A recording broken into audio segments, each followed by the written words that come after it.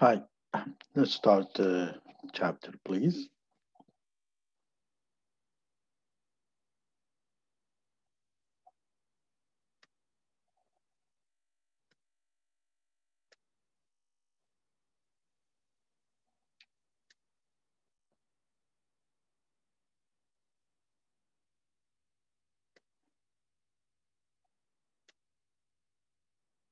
This class we will talk about chapter 5 is cross-border trade and investment. Some of you guys have done some assignment about NAFTA and you're aware of the what's international trade and investment. Now, the reason we're talking about international trade and investment is the fact that Um, they are made of one of the driven forces of international trade and investment and cross-border trade is international companies or international business.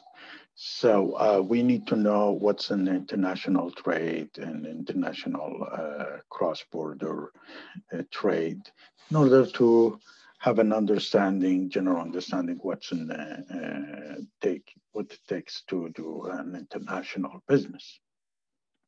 Now, here what we're talking about, we will be talking about mostly about theories, and then we're going to talk about practice later on. The economics arguments surrounding the benefits of a cost, benefits and costs of a free trade is a good and service are not abstract academic argument. They are has a practice sense in it. And when we are talking about here, we're talking about the theory, and the practice part of it is the fact that international trade theory has shaped the economics policy of many nations in for the past 50 years. And you are fully aware of some countries who used to be way below the poverty line, and now it's much better, like China, like Korea, like Dubai. So these are cities or countries that were way below the poverty line, and now they are very wealthy and rich countries. So it was it was the driver behind the World Trade Organization and regional trading blocs such as European Union, NAFTA, the North American Free Trade Agreement. An overview of a trade theories is basically one of the god of the economics, Adam Smith theory of absolute advantage. He proposed in 1776, Smith's theory was the first to explain why unrestricted free trade is beneficial to a country.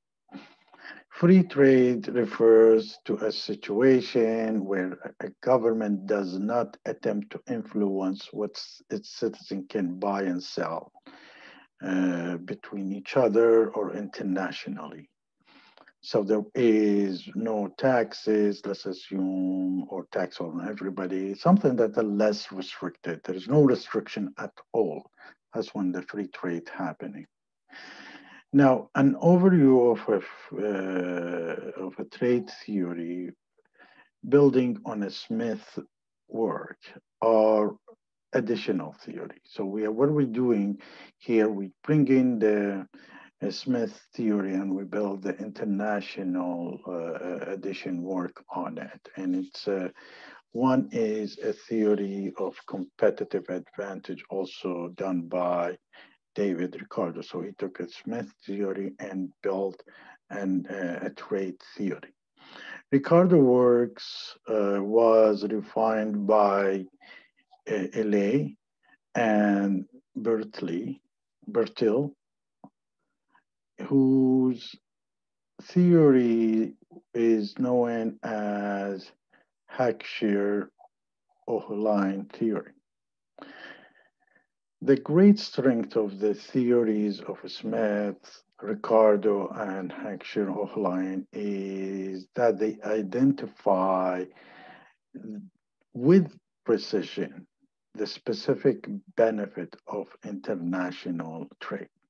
So basically, this theory, the free trade, was got evolved eventually about driven from Smith's theory.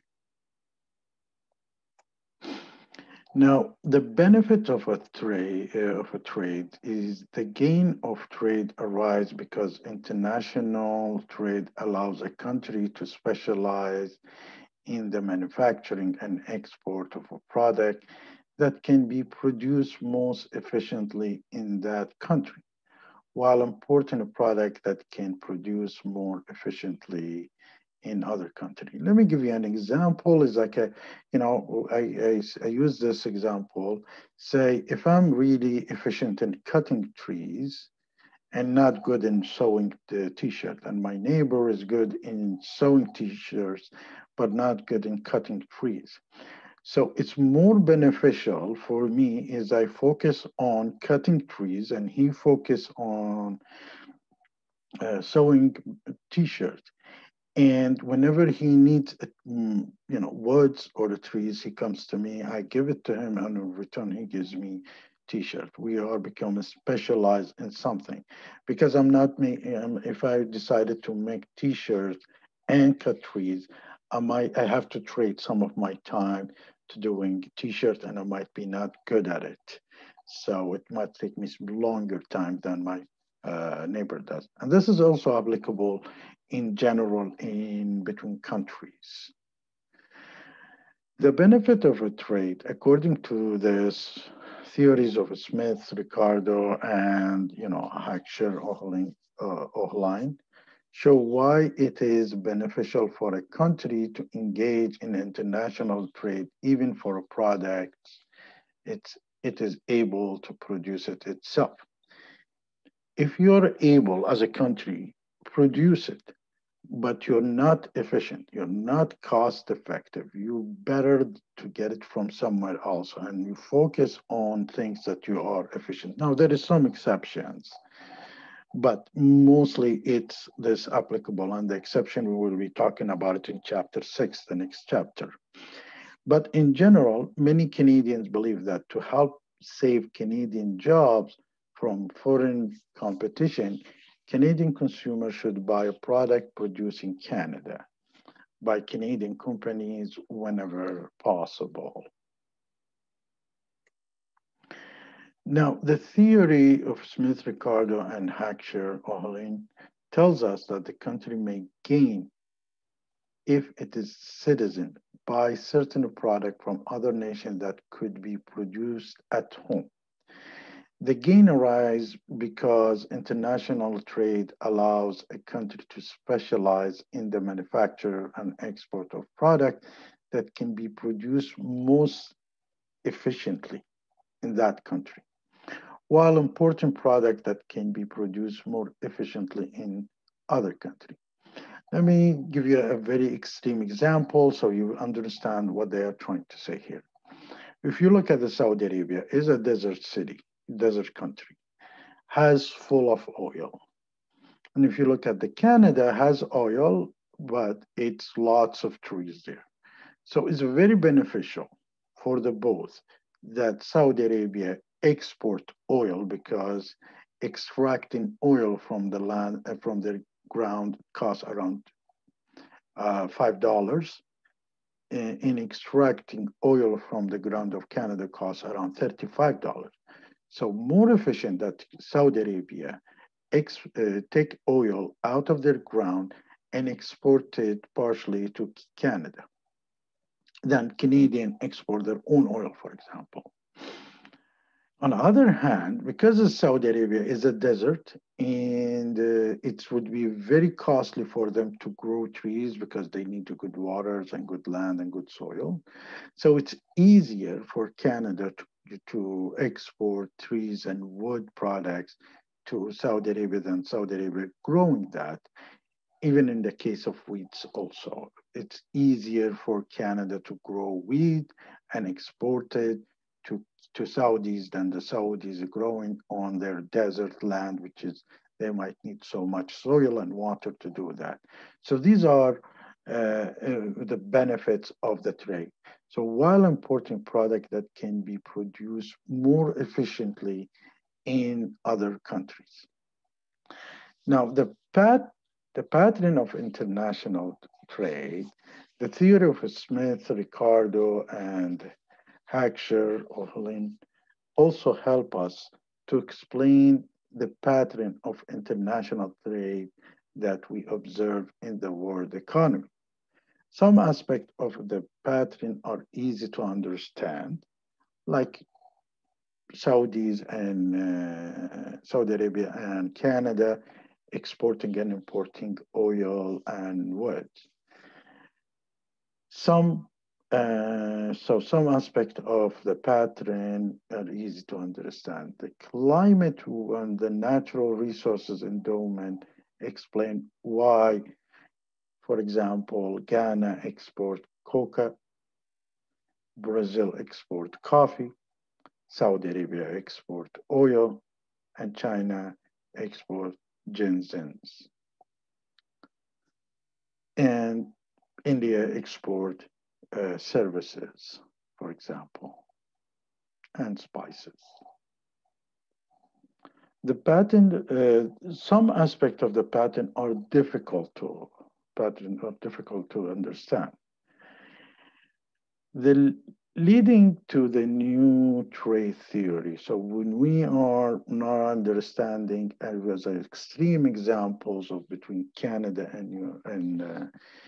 and Saudi Arabia, we can understand it really well. But we need to also understand why such a trade happening in NAFTA between USA and Canada, where they're similar to each other. And here where you develop the leading new trade theory. The new trade theory stressed that in some cases, countries specialize in the production and export of particular products, not because of underlying differences in factor endowments, but because in certain industries, the world market can support only a limited number of firms. So let's say in certain industries, the word support limited number of firms. So in case of oil, why always mostly comes from OPEC, yet the other countries might have oil. And the reason there is certain level of oil consumption that is needed in the world. And if it increase more than that because of more firms producing, more countries is producing, that not only the price of oil goes way down, the storage of oil, excess of oil, will be very costly. So they only support certain countries to produce oil in the world. And mostly, you notice, is OPEC and Russia, that they are really exporters of oil to the world. And in America, you got Venezuela. So here's where mercantilism is an economic philosophy advocating that countries should be simultaneously encourage export and discourage import. But the problem with that, you cannot just blindly encourage export and import and discourage import, because the flaw in with this was it because it's viewed as a zero sum game. In other words, what they look at it saying, when you're exporting, there is an income. And when you're exporting, there is an expense or payments. So Income minus payment is what your purchase power or your wealth. And they're assuming that everything equal with the zeros. But the issues here, to export that products in some country costs you $1 and in some country costs you $50. And you need to take that into consideration, which is mercantilism does not take that into consideration. So there is what you call absolute advantage. A country has an absolute advantage in the production of product when it is more efficient than any other country to produce it. Just like what we talked about in Saudi Arabia versus Canada. And here, an example we looked at as used in the text to explain why Korea would produce rice and Ghana would produce coca. And the reason, because Korea are much efficient, their land is more good and well fit for rice. On the other hand, Ghana is more fit for producing coca, and they can trade that with each other. In the same example, also applicable between Saudi Arabia and Canada. Here, I'm not going to talk about the process and the numbers, but as I said, I brought earlier example of, to make it simple, the t-shirt and cutting the trees. If I'm good in cutting trees and I can cut 10 trees a day, and if I decide to make my own t-shirt, which is going to take me some time to make my own t-shirt, so I have to stop cutting 3 trees for 1 t-shirt.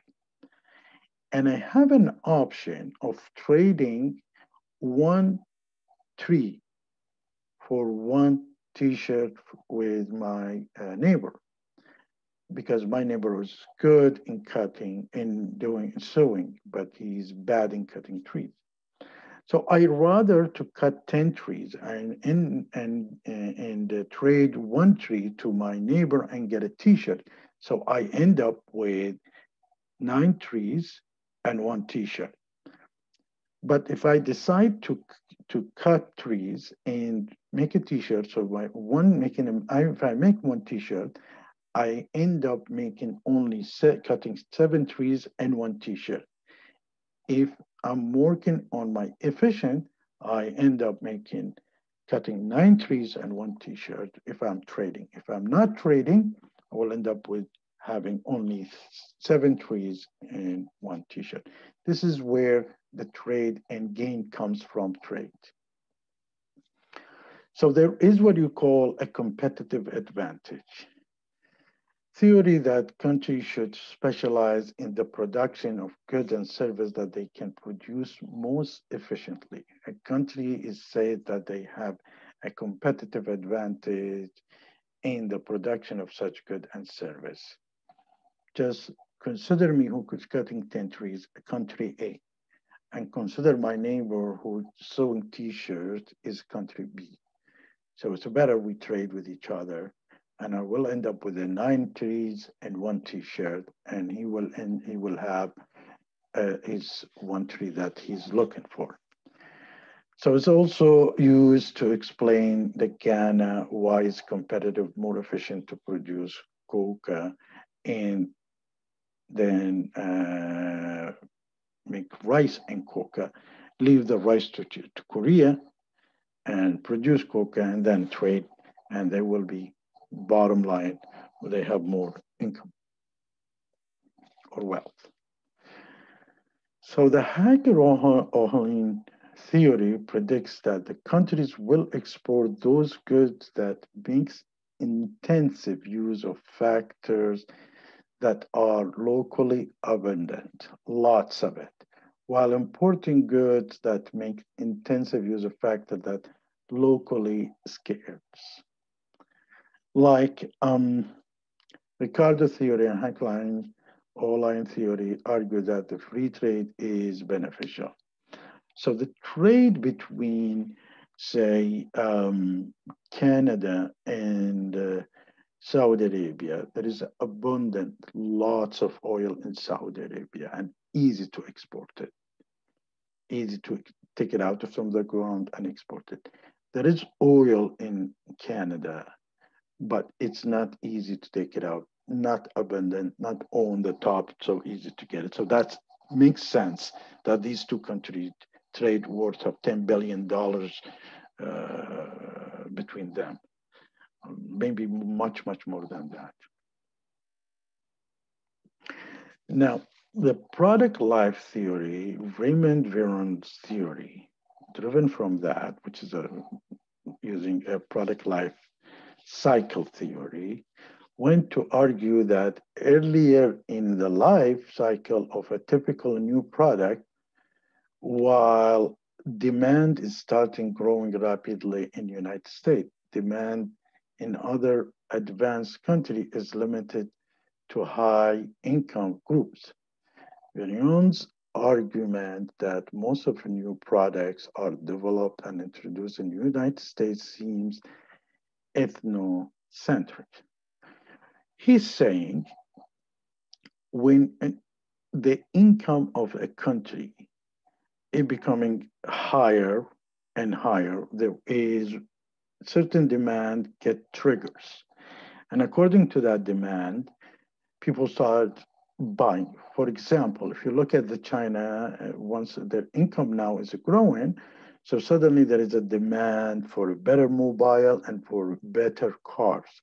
They have a demand for cars now. In the early days, because they were under the poverty, lots of under poverty line, they couldn't afford buying car. So China stopped producing car because there is a demand for it. And but on other hand, you see their cars is very economic and small. They're not interested to making big cars like USA. USA, because of the ethnocentrics, when they started producing cars, they produced big cars with, consume plenty of gas.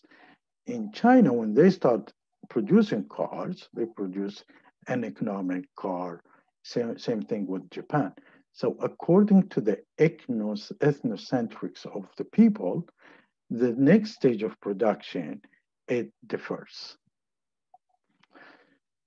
In the new trade theory began to emerge in 1970 when a number of economists were arguing that the increasing return to a specialization might exist in some industries. And they start talking about the economies of scale, which is represent one particular important source of increasing return. Economies of scale are unit cost reduction associated with a large of output. So if you have taken economics or cost accounting course, you know if we're producing any unit, there is two parts of it. There is two costs. Cost is fixed cost per unit, and you have the variable cost. And the fixed cost per unit is basically comes from or driven from total fixed costs. And the total fixed cost, to calculate the fixed cost per unit, you take the total cost divided by number of units that you are producing. The more you produce, the less is your variable cost per unit. Okay?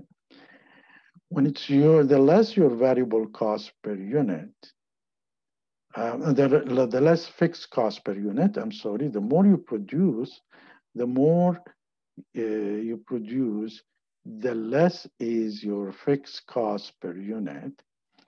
Add to the variable cost, which is, each unit has its own cost, which is called variable cost. You add them both, becomes less and less the more you produce. So this is what we call economies of scales. It reach up to a point when then starts switching. But let's think now on keep going down the total cost per unit. And that's what you call economies of scale. So the more you produce, the cost per unit is lower. Now, so the theory, the new trade theory, is driven by, on this law. And increasing product variety and reducing costs, there is another way of thinking, is the consequences of the small national market. What happened when a national market are combined into the larger world market? So there is a small national market and you start producing cars, producing weeds, producing computer, producing, and you do that for your small national unit market. But once you are combined with the international, your cost per unit is really high because you're not producing lots of unit, you're producing limited unit. So your total cost per unit is really high, and other big nations can come in, or the world market can come in and compete with you in your local country. And that's what might has some of the products that you produce, line of product might disappear. So there is what you call the national competitive advantage. And here where he Porter's looks at it and comes up with a Porter theory, and it's the competitive advantage actions determines that four broad attribute of the nation shape the environment in which local firms compete. And these firms promote or impede the creation of competitive advantage. So one is demand condition. Let's assume you have a demand for a local production. You like your local car. So no matter what kind of cars comes in a market, cheaper or something, you have a demand for that car. But if you're looking for a lower price, then you're very much open. The second, relating and supporting industries. So steel manufacturing in Iran, for example, is pretty cheap because lots of steels. Producing cars, because consume lots of steels then the cost of producing a car is low because the cost of getting the steels is cheap. So these are relating and supporting industries.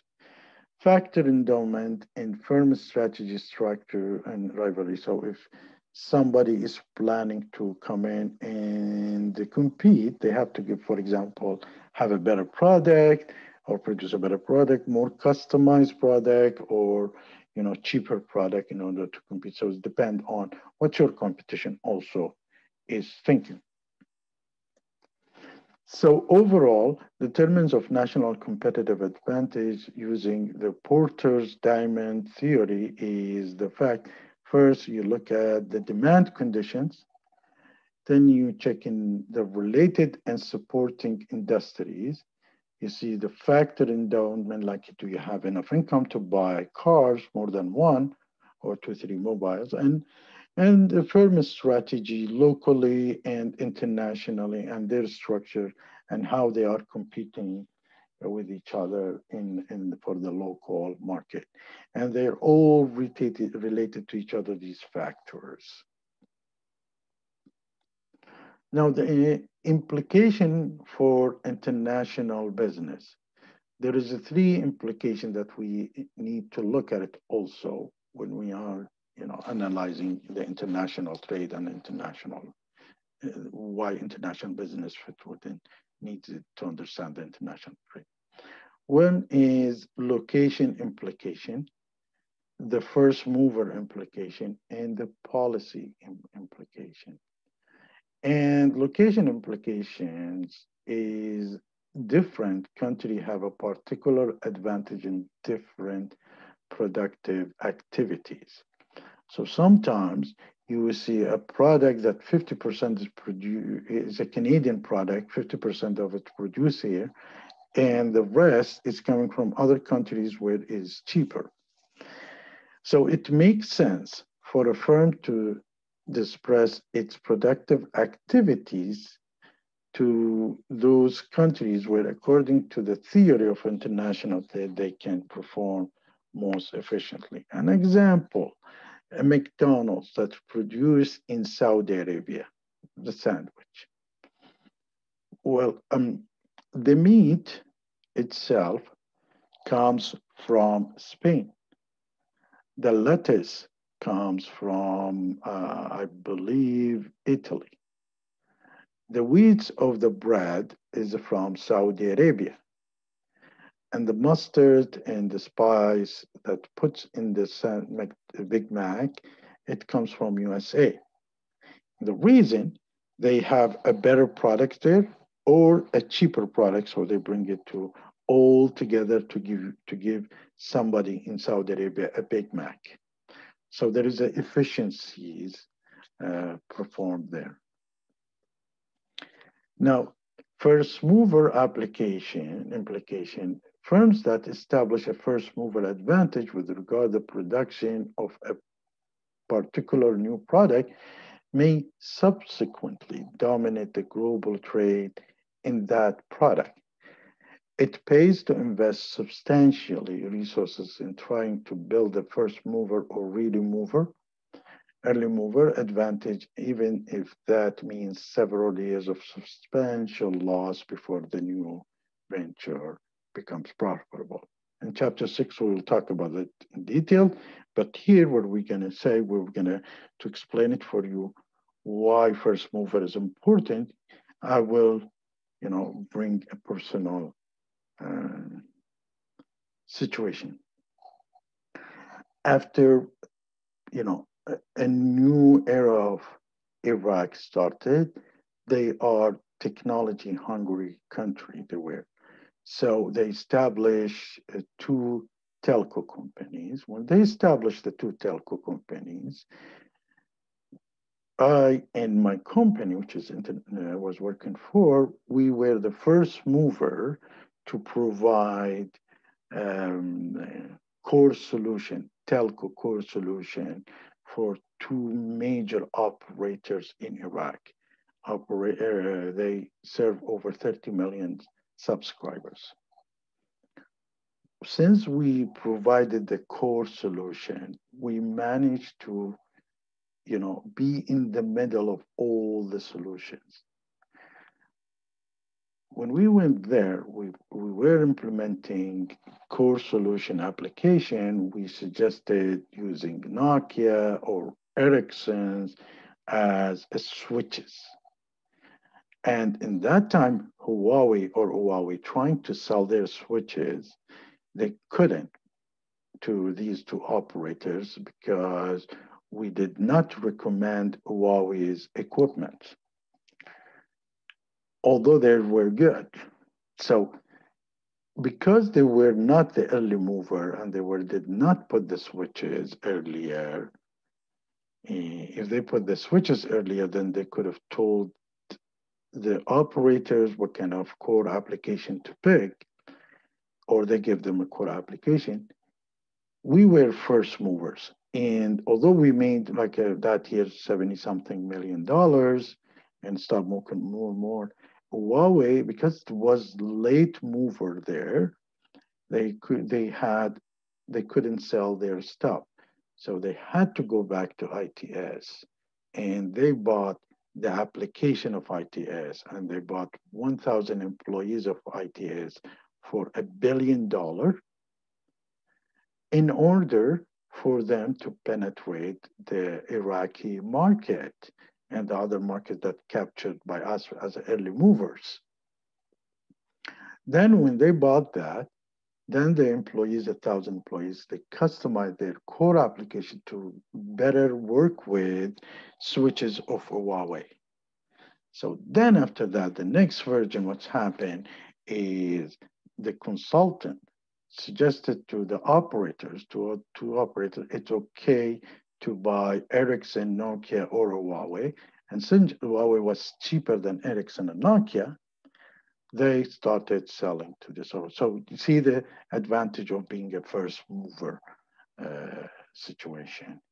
So my company that I was working ended up making revenues, but eventually made $1 billion jump in their sales by selling their telco industry sector. And they kept the education and they kept the banking sector.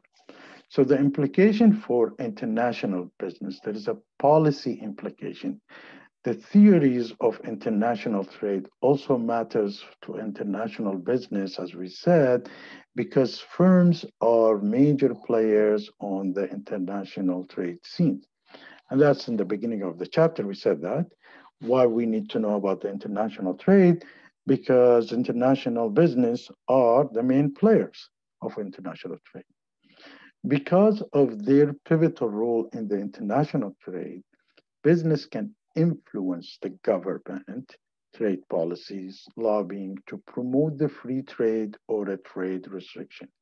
And there is lots of lobbying in USA, in Canada, who can influence the policies that made for a free trade in certain product or service or not. So this is the end of the chapter 5. Thank you.